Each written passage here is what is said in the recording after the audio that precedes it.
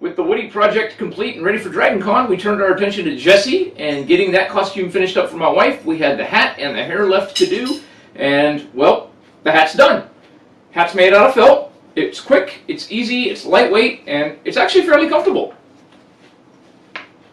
Enjoy the video!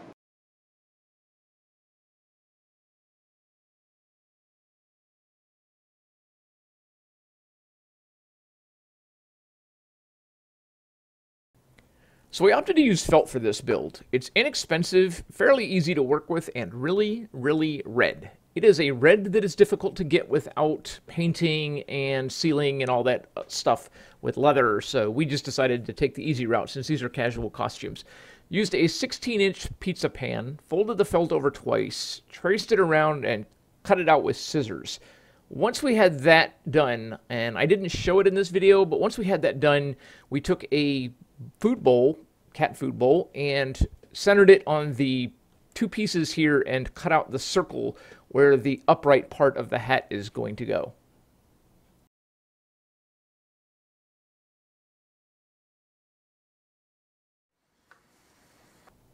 So I discovered that while we were working on this that even though it was a brand new X-Acto knife, X-Acto knives didn't do nearly as good a job of cutting the felt as I expected. What I found is the tool for cutting felt is these rotary tools, and I'll show you one of them in use here in just a minute.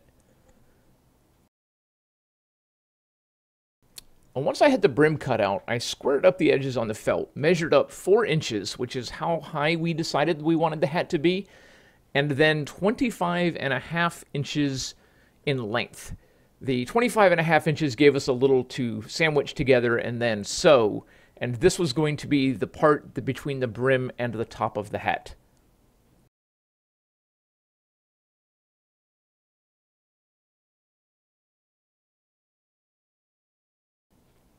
So there's that food bowl that I used earlier to cut out the holes from the brim. These are the pieces that are going to become the top of the hat. I'm not sure what they're called. I don't know what the anatomy of a hat is. I'm just making words up as I go along. But we cut those out, pinned them to the upright part that we sewed together earlier, and then my wife, who does all of the sewing, sewed those two pieces together so that it was the upright sewed to the top part. When you move on to get ready to sew everything together, don't forget to pay close attention to turning it right side out when you get started. Once she had those two pieces sewn together, she pinned it to one of the brim pieces, stitched it all together. Again, pay close attention to which way it's going to end up facing. She cut up an x-ray sheet into a circle with a hole in the middle, as you can see, and sandwiched that between the two pieces to help give the brim just a little bit more stiffness so that the felt wasn't quite as floppy. Then pinned it all together and began the really, really long task of hand sewing it all together. Maybe it was possible to do with the right machine, or maybe somebody that has a lot more sewing experience would have been able to do it with a sewing machine, but she opted to do it by hand. In the end, it ended up looking really good, so I guess she made the right choice.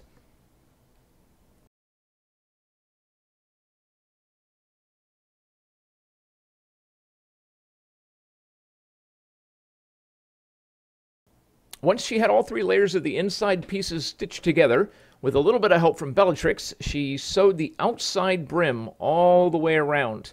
I'm glad I'm not the one that does the hand sewing, because it took a little while.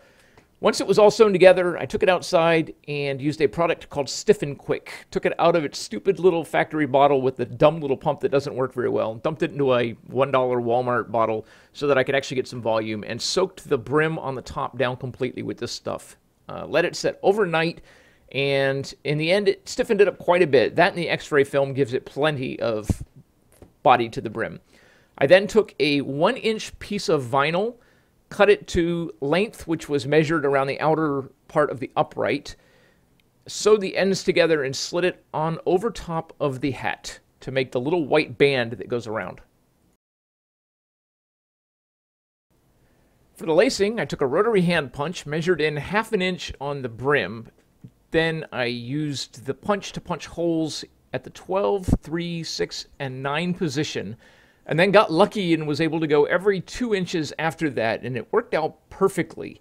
Punched the holes all the way around the hat, took a roll of half-inch white fake lace that I bought on Amazon for pretty cheap, threaded it into a stitching needle, and stitched the whole way, all the way around with a single piece. Once I got to the end, I doubled it back around, tied a knot in the bottom, and cut the ends off nice and neat.